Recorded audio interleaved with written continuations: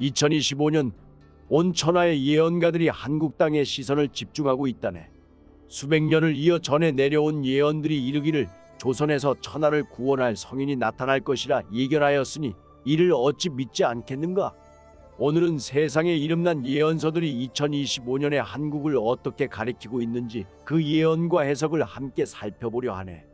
조선의 격암유록, 중원의 추배도, 서방의 루돌프 슈타이너 예언서까지 이 모든 예언서들이 다가오는 2025년과 한국을 주목하고 있다는 사실이 참으로 기묘하지 않은가.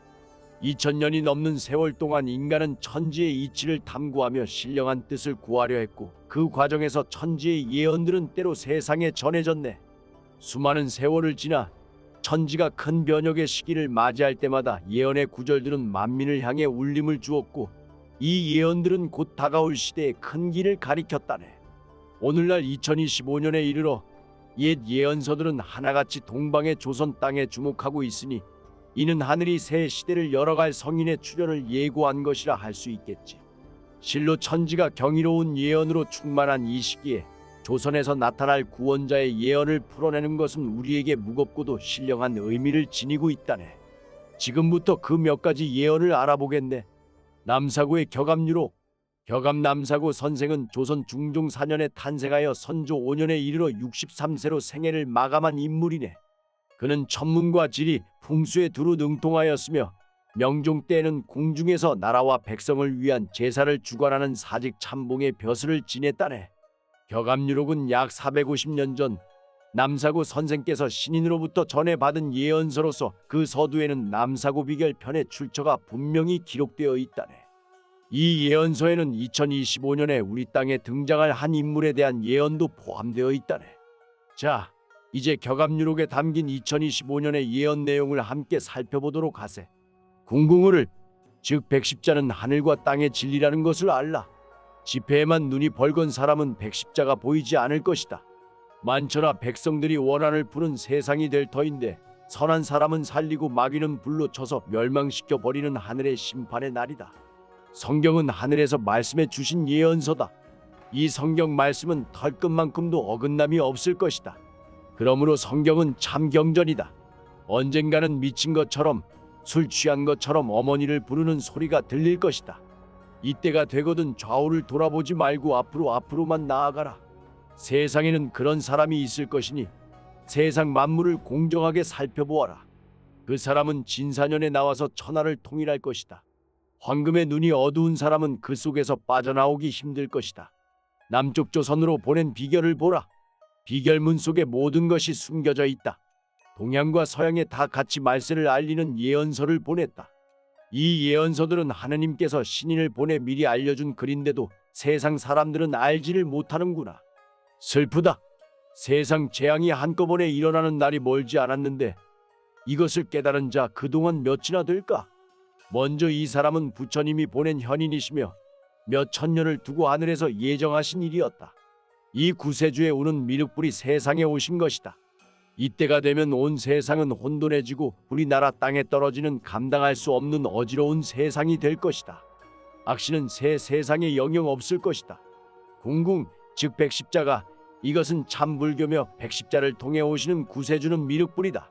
사람이 죽는 것을 애석하게 생각하고 사지에서 구원해 주시는 분이며 새하늘 새 땅 맑고 깨끗한 별천지를 만드시는 분이다. 오랜 세월 동안 세상 풍파를 다 겪으며 몇 만리를 왔더냐. 이 도는 동양과 서양에서 다 같이 세상이 어지러울 때에 이루어질 것이다. 서역, 즉 서양의 도가 돌고 돌아서 동양으로 왔다. 국가가 먼저 흥해야 내 집도 흥하게 되느니라. 소리도 없고 냄새도 없이 동방으로 내려와서 마귀 무리들을 불러 태울 것이다. 하느님인지 사람인지 신도 알지 못하며 신인지 사람인지 하늘도 알지 못할 것이다. 이 글을 아는 집은 복이 있는 집이며 이 글을 깨닫지 못하는 집은 복이 없는 집이다. 어느 누가 이 사람이 성인이란 것을 능히 알겠는가?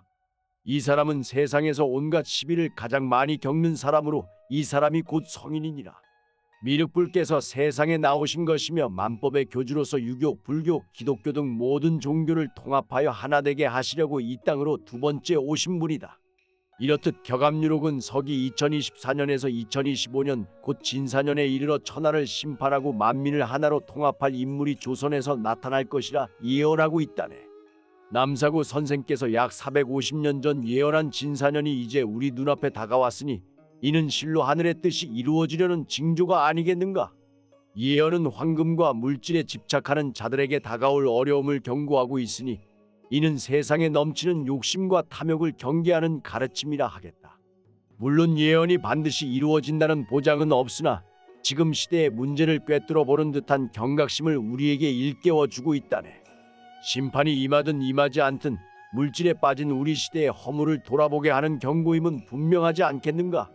더욱이 남사구 선생께서 조선의 인물이기에 조선에서 구원의 인물이 나올 것이라 예언한 것은 어쩌면 당연할 수도 있겠으나 기묘하게도 외국의 유명한 예언서들에서도 이와 비슷한 내용이 전해지니 이제 그 내용을 이어서 살펴보도록 하세.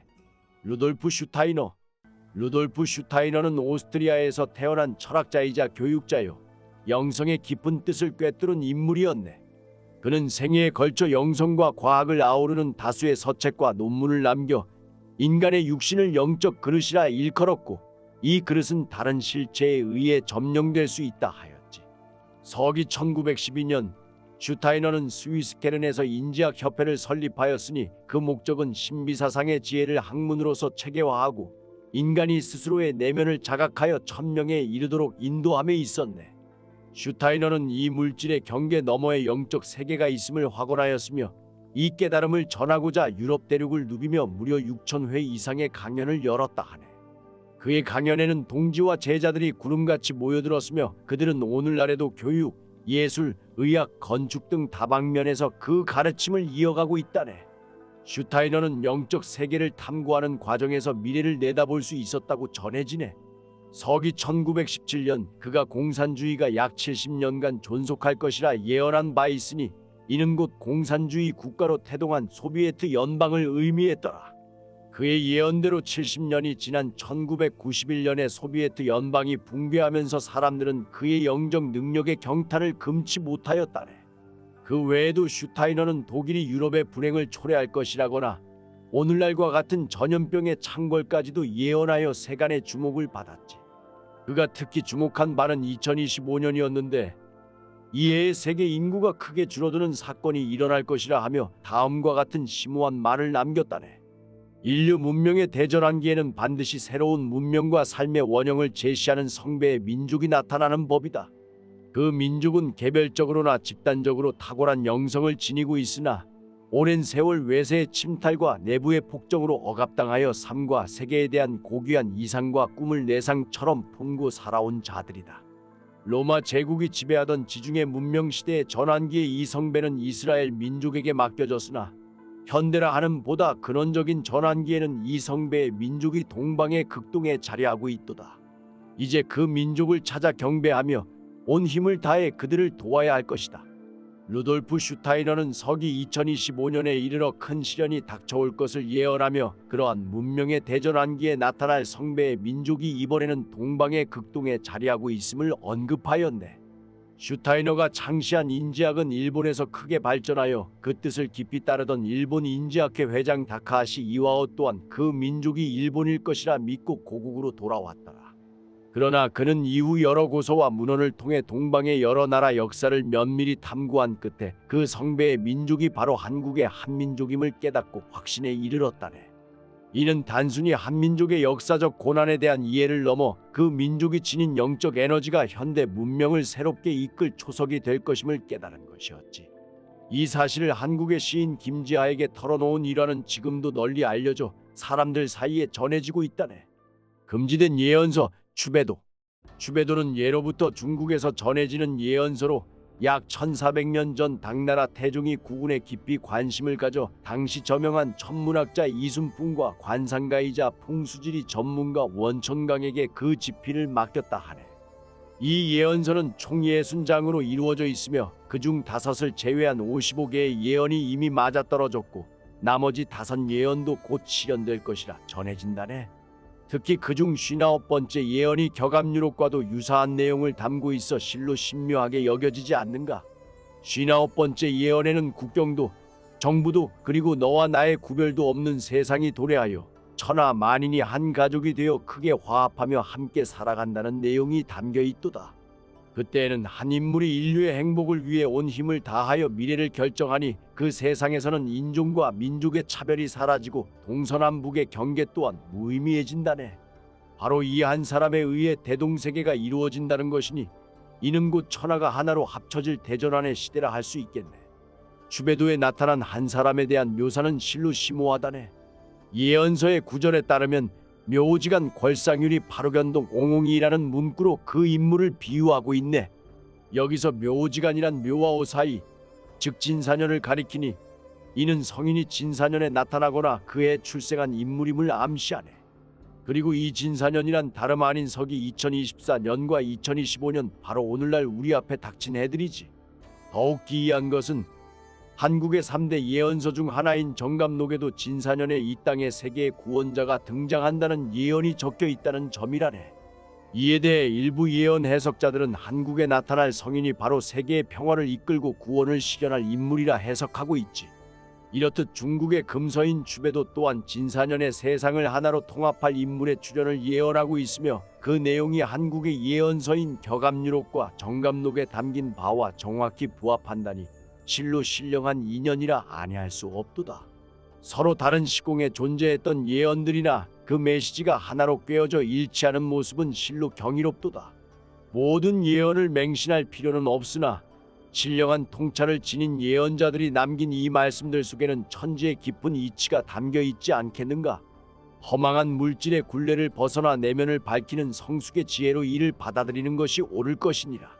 그대의 손길로 좋아요와 구독을 눌러 이 뜻에 동참한다면 이는 곧 천지의 윤려가 울려 퍼져 하늘과 땅 사이에 맑은 기운이 가득 차리라. 작은 행위 하나가 곧 하늘의 뜻을 깨우고 온 누리의 신령한 빛과 조화로운 기운이 번져 만물이 고요 속에서 큰 깨달음을 맞이하게 될 것이니라.